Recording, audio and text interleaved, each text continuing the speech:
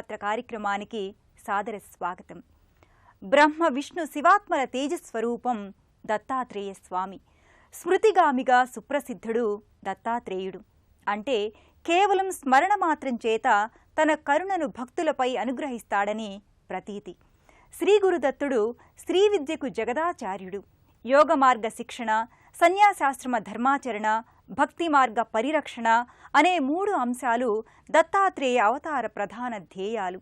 దక్షిణ భారతదేశంలో దత్త సంప్రదాయానికి ఎంతో ప్రాధాన్యం ఉంది. పరమ పూజ్య శ్రీ గణపతి సచ్చిదానంద స్వామి దత్త సంప్రదాయాన్ని విస్తృతంగా ప్రచారం చేస్తున్నారు. స్వామి ఆధ్వర్యంలో రూపొంది నం దత్తనాథ క్షేత్రంగా విఖ్యాతి పొందిన ఏలూరు పట్టణంలోని శ్రీ దత్తాత్రేయ స్వామివారి ఆలయాల్ని, అక్కడి విశేషాల్ని నేటి తీర్థయాత్రలో తిలకిద్దాం.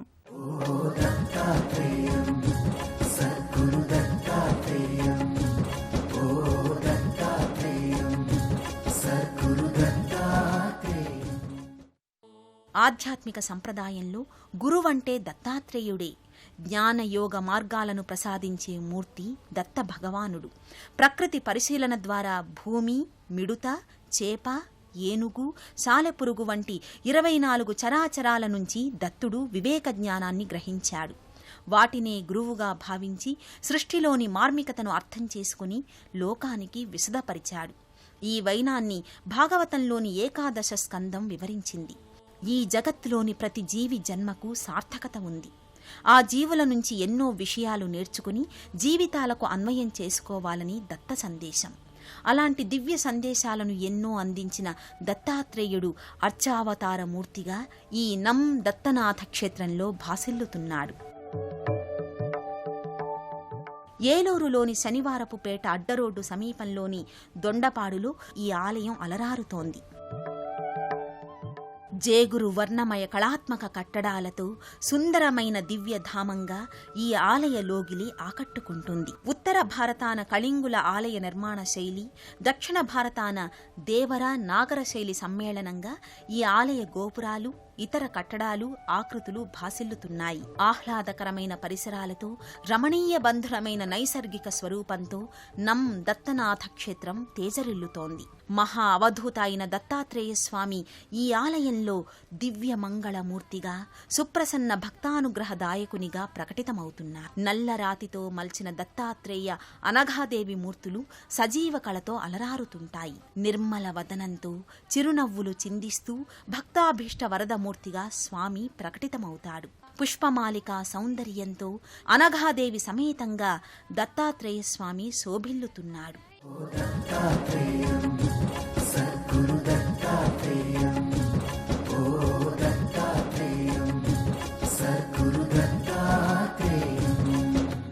జటాధరం పాండురంగం శూలహస్తం కృపానిధిం సర్వరోగహరం దేవం దత్తాత్రేయమహం భజే, దత్తాత్రేయమహం భజే. దత్తుని 3 శిరస్సులలో మొదటిది హిరణ్య గర్భుడు అనగా బ్రహ్మస్వరూపానిది, రెండవది నారాయణునిది, మూడవది శివునిది. బ్రహ్మ జ్ఞానశక్తి, విష్ణువు రక్షణ శక్తి, శివుని యోగశక్తుల కలయికే దత్తావతారం. స్వామి వెనక ఉన్న ఆవు భక్తుల కోర్కల్ని నెరవేర్చే కామధేనువు. దత్తా దత్తా అని భక్తితో స్మరిస్తే చాలు, తెలిసి తెలియక చేసిన దోషాల వల్ల కలిగిన పాపాలు నిస్సందేహంగా తొలగుతాయని దత్తహృదయం వెల్లడిస్తోంది. శాండిల్యోపనిషత్తు దత్తాత్రేయుణ్ణి విశ్వగురువుగా చెబుతోంది.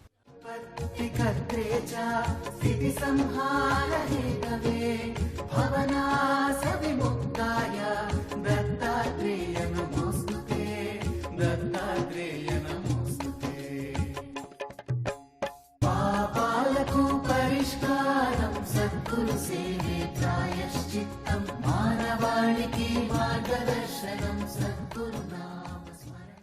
ఆలయ ప్రాంగణంలో ప్రత్యేక మంటపంలో శివలింగాకృతిగా విశ్వేశ్వర స్వామి దర్శనమిస్తాడు. ధారాపాత్ర నుంచి పవిత్రోదకం శివలింగంపై జాలువారుతుంటుంది. ఈ విశ్వేశ్వర స్వామి సన్నిధికి చేరువలోని నవగ్రహ మంటపం నెలకొని ఏలూరు దత్తనాథ క్షేత్రంలో క్షేత్ర పాలకునిగా కార్యసిద్ధి ఆంజనేయ స్వామి భాసిల్లుతున్నాడు. రామ కార్యాన్ని సఫలం చేసి శ్రీరామునికి ఆనందాన్ని అందించిన కార్యదక్షుడు, కార్యసాధకుడు ఆంజనేయ స్వామి. అలాంటి స్వామి అత్యావతార మూర్తిగా మహా యశస్సుతో, దివ్య తేజస్సుతో అలరారుతున్నాడు.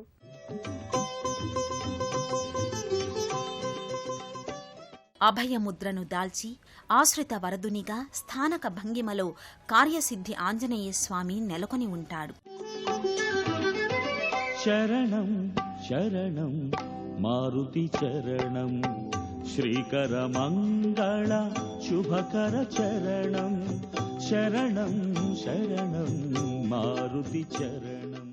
జ్ఞానవాన్, వీరవాన్, ధైర్యవాన్ అయిన హనుమాన్ సింధూరవర్ణ హనువుతో నల్లరాతి మూర్తి తీర్చిదిద్దిన తిరునామంతో సర్వాలంకార శోభితంగా ప్రకటితమవుతాడు.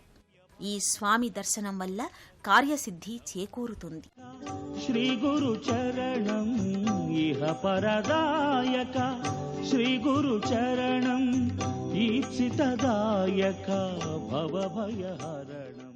స్వామివారిని నిత్యం శ్రీ సింధూరంతో మన్యసూక్త సహితంగా అర్చన చేస్తారు.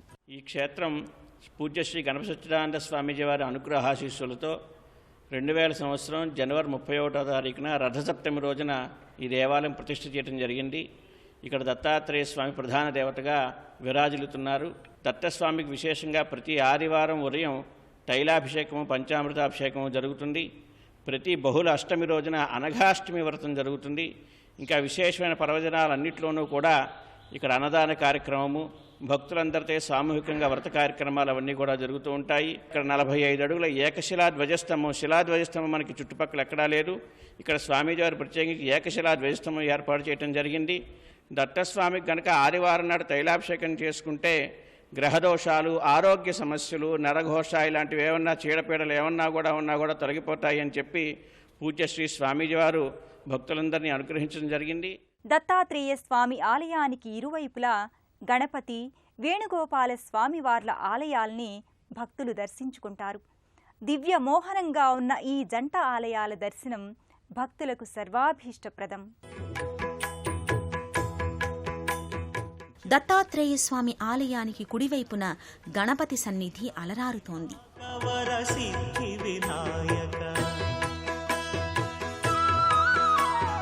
జయ జయ శుభకర వినాయక శ్రీకాణిపాకవర సిద్ధి వినాయక. సర్వాలంకార శోభితంగా సంకటమోచన గణపతిమూర్తి భాసిల్లుతాడు.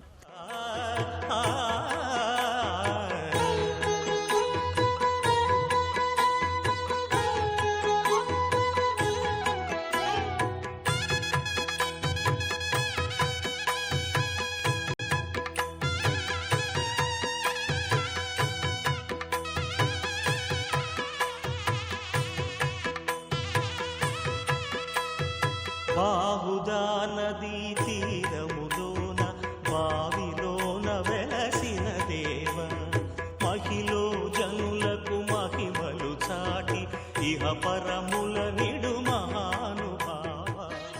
దత్తునికి ఎడమవైపు వ్యత్యస్థ పాదార విందుడైన వేణుగోపాలకృష్ణుని దివ్యమంగళ విగ్రహం ఉన్న దివ్యాలయం విలసిల్లుతోంది.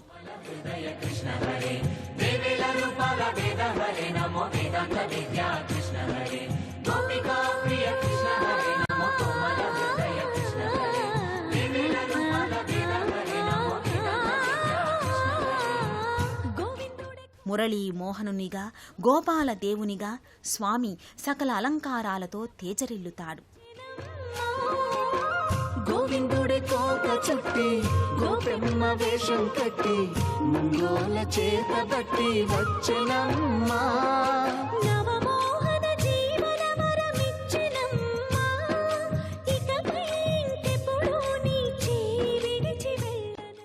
దత్తక్షేత్ర ఆవరణలో భారీ పాదపీఠ సహితంగా దత్తాత్రేయ స్వామికి ఎంతో ప్రియమైన ఔదుంబర వృక్షం అనగా మేడి చెట్టు సువిశాలంగా పరచుకుని ఉంటుంది. ఔదుంబర వృక్షం ముంగిట పద్మపీఠంపై శ్రీ గురుదత్తుల దివ్యపాదుకలు అమరి ఉంటాయి. ప్రత్యేకంగా ఉన్న ఉత్సవ మంటపంలో చాముండేశ్వరీదేవి భవ్య సమ్మోహనాకృతిలో సౌందర్య లహరిగా భాసిల్లుతుంది. రమణీయ తత్వమంతా పోతపోసిన రీతిలో అమ్మవారి మూర్తి బహు ఆకర్షణీయంగా ప్రకటితమవుతుంది. ఈ అమ్మవారి మూర్తి ప్రక్కనే పూజ్యశ్రీ గణపతి సచ్చిదానంద స్వామి చిత్తరువు విలసిల్లుతోంది.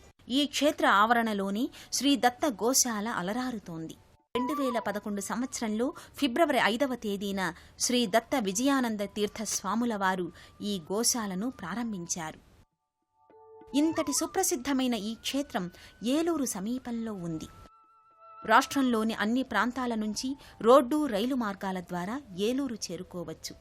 శనివారంపేట అడ్డరోడ్డు, దొండపాడు ప్రాంతంలోని ఈ నం దత్తనాథ క్షేత్రానికి విచ్చేయవచ్చు. ఈ క్షేత్ర సందర్శన వల్ల కార్యసిద్ధి, ఆరోగ్య లబ్ధి, సత్వర సమస్యల పరిష్కరణ, మానసిక ప్రశాంతత వంటి ఎన్నో ప్రయోజనాలు భక్తులకు చేకూరుతాయని ప్రతీతి. మనిషి మనుగడకు అత్యవసరమైన ఆధ్యాత్మిక జ్ఞానాన్ని, సృష్టి రహస్యాల్ని, అంతర్వేక్షణతో కూడిన వివేచనను శ్రీ గురుదత్తుడు మనకు ప్రసాదించాడు. ఆత్మబోధే గురుబోధగా దత్తుడు నిర్వచించాడు. ఆధ్యాత్మిక అభ్యాసం, సాధనలు జీవనానికి సమన్వయం చేసినప్పుడే మనిషి మనీషి అవుతాడని శ్రీ గురుదత్తుని దివ్యబోధ. ఆ బోధామృతాన్ని మనందరం స్వీకరించి తరిద్దాం.